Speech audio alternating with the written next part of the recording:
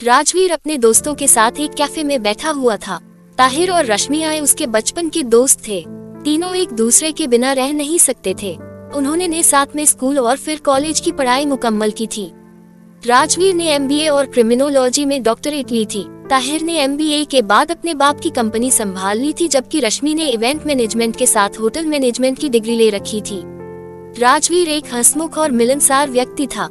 उसकी पर्सनैलिटी बहुत ही अच्छी थी। वो ताहिर और रश्मि के साथ डेली रनिंग और जिम करने का आदी था।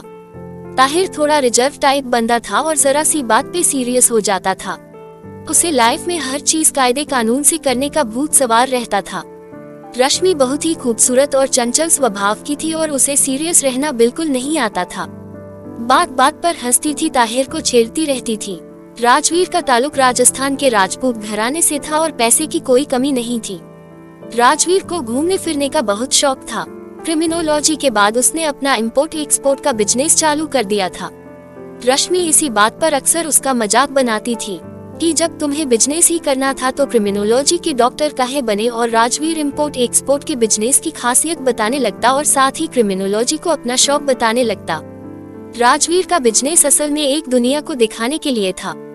हकीकत में वो सीक्रेट सर्विस का एक डिटेक्टिव था और ये बात उसने अपने साये से भी छुपाई थी। इस वक्त भी रश्मि उसकी टांग खींचने में लगी हुई थी।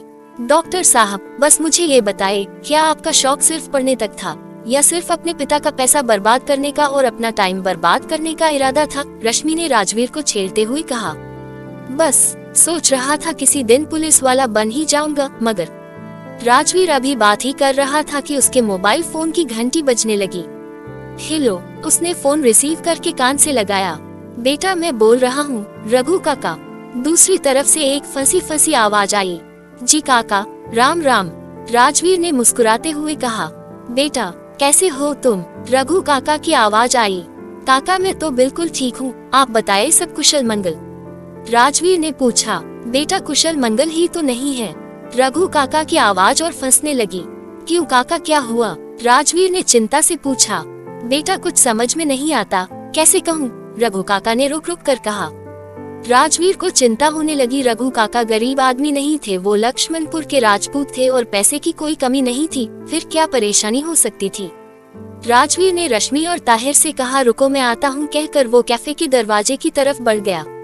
रश्मि और ताहिर ने एक दूसरे की तरफ देखकर कंधे उचका दिए। काका, आप मुझे बेझिझक सब कुछ बताए, राजवीर ने बाहर आकर कहा। बेटा, हमारे गांव का एक गरीब आदमी गांव के बाहर मैदान में बेहोश पड़ा मिला है। शाम को कुछ लोग पास के मैदान से जानवर चरा कर घर लौटे तो उसे वहां बेहोश पड़ा पाया।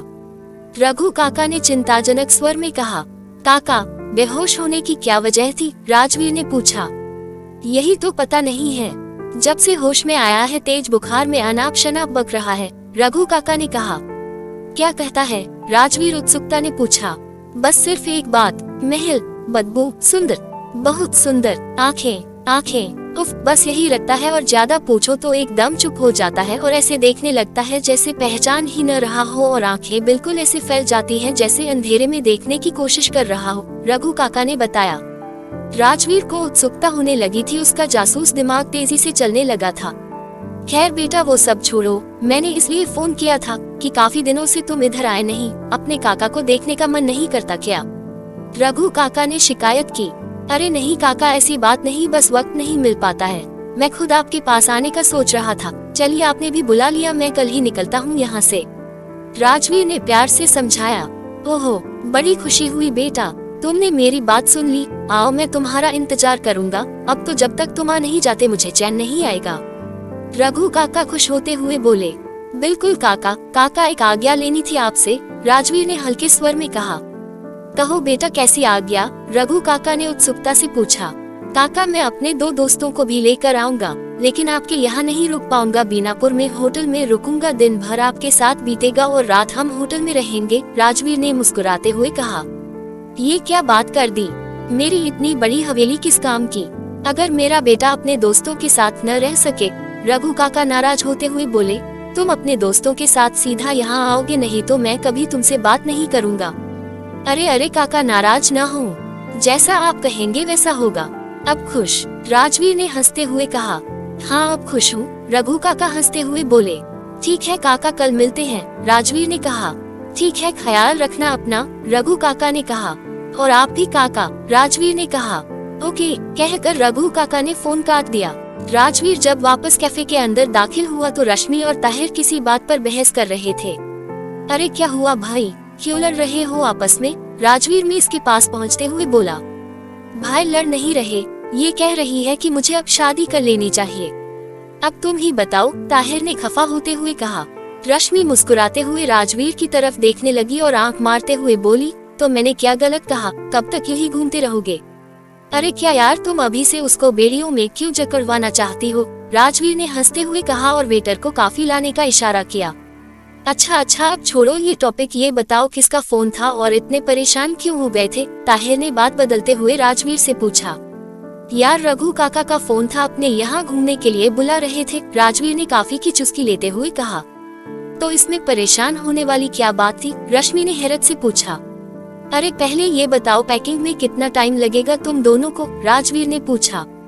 ओह तो क्या हमें भी जाना है? रश्मि ने ताहिर की तरफ देखते हुए राजवीर से पूछा। ऑफ कोर्स जाना है, तुम लोगों के बिना मैं कहाँ जाता हूँ? राजवीर ने मुस्कुराते हुए कहा।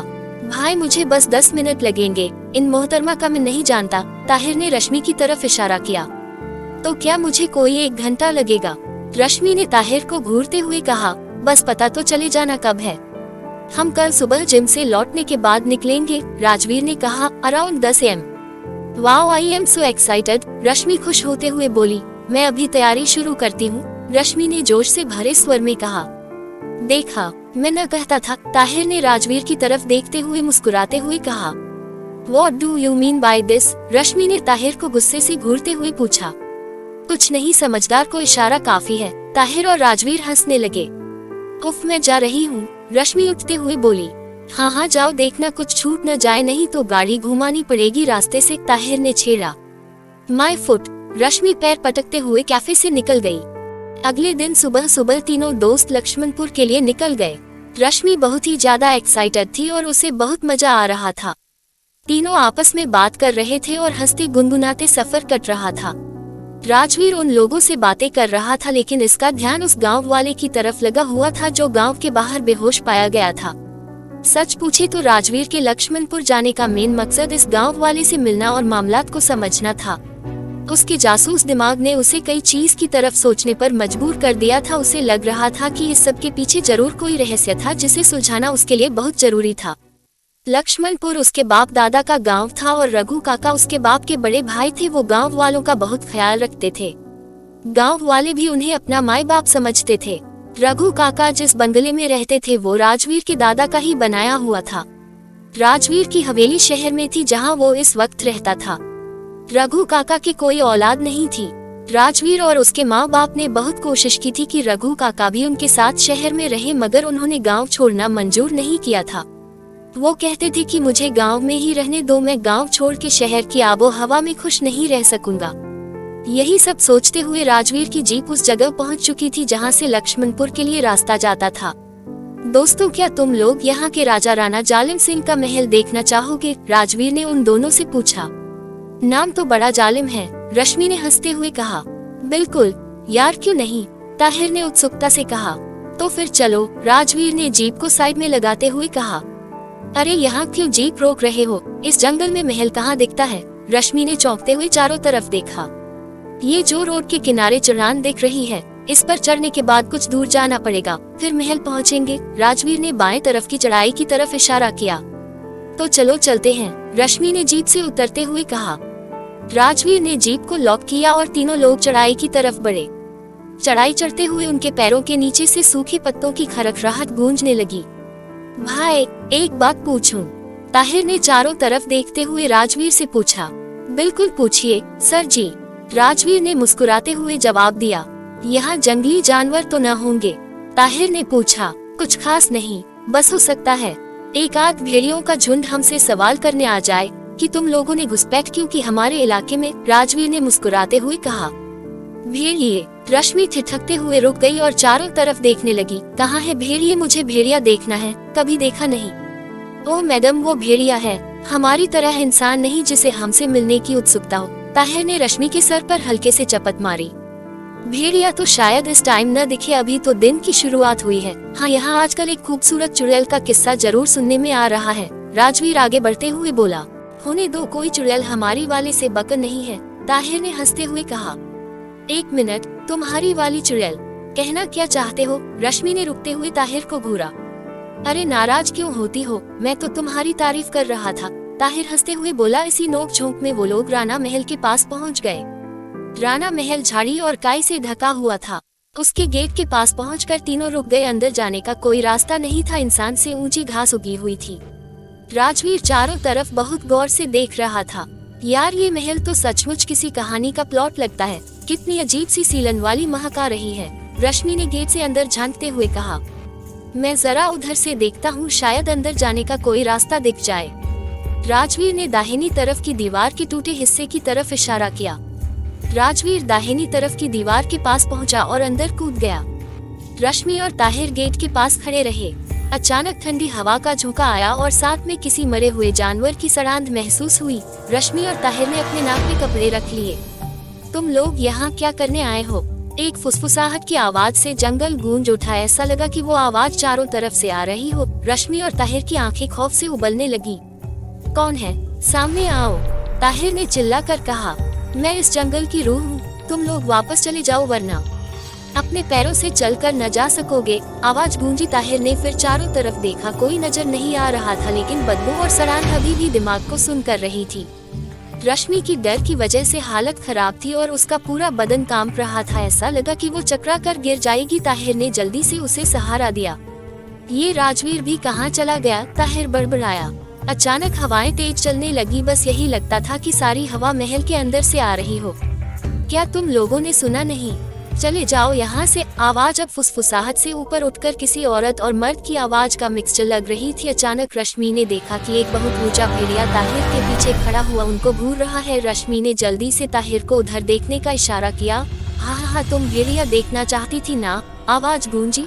लो, अब ये भेड़िया तुम्हें देखेगा। अचानक कहीं दूर से एक और भेड़िए की आवाज सुनाई दी और पहले वाला भेड़िया चौंक कर उधर देखने लगा। फिर उसने महल के पीछे जंगल की तरफ दौड़ लगा दी। भेड़िए के जाने के बाद 2 मिनट में राजवीर दीवार कूद के वापस आया और रश्मि और ताहिर को चलने का इशारा किया, मगर रश्मि हकलाए। कुछ नहीं, उस भेड़िए की मम्मी ने उसे बुला लिया होगा। चलो अब अगली बार देख लेना भेड़िया, मैं खुद मिलवा दूंगा, राजवीर ने समझाते हुए कहा। और वो आवाज? ताहिर ने पूछा। अरे वो वही चुड़ैल आंटी की आवाज थी। मैं मिलना भी चाहता था मगर शायद उन्होंने मुझसे मिलना गवारा न किया होगा, राजवीर ने शिकायत भरे अंदाज में कहा।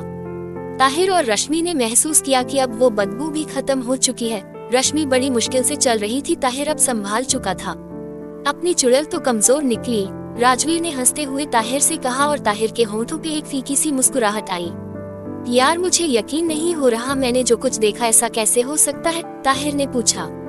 अरे कुछ नहीं, अगली बार आंटी से जरूर मुलाकात करेंगे, राजवीर ने जीप अनलॉक करते हुए कहा। तीनों जीप में बैठ गए और जीप आगे बढ़ गई।